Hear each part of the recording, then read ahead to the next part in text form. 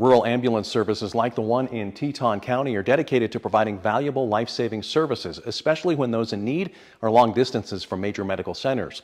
But an upcoming decision by a state board could have a major impact on how rural patients are treated. Leon Beachy and Diane Teeter serve as EMTs in Teton County because it's a way to serve their community. But that level of service could soon sustain a setback. Beachy is concerned the state will do away with his Intermediate 99 or I-99 designation. On a personal level, it's the skills that we work so hard to acquire, lots of time and effort. And on a community level, which is more important, it's what the skills that and medications that all our patients will lose. The endorsement puts him between a paramedic and an advanced EMT and gives him the ability to perform and administer life-saving procedures and drugs.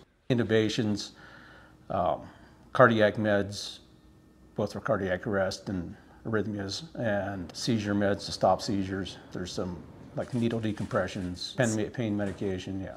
Beachy says he's used his skills often. He recently responded to a seizure that fortunately was over by the time he arrived.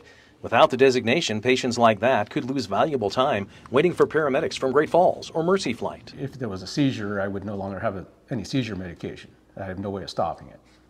And in that instance, Mercy Flight was not available, so they were not able to respond to us on that case. That was real life, you know. Beachy says the state followed a national registry and in 2015 dropped the designation.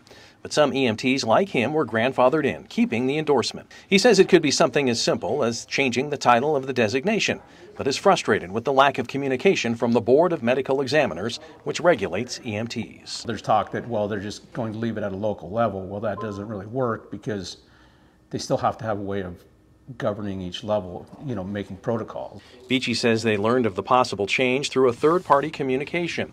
Originally, there were over 100 I-99s in Montana. Now, there's just 24. Teeter says Teton County is blessed to have 3, as well as 1 in Augusta.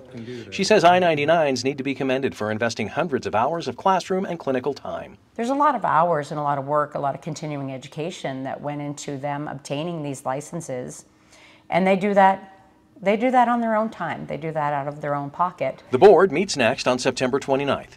Residents who want to show support can contact the state through a form available on the Teton County Emergency Services Facebook page. We also have a link on our website. In Fairfield, Tim McGonigal, MTN News.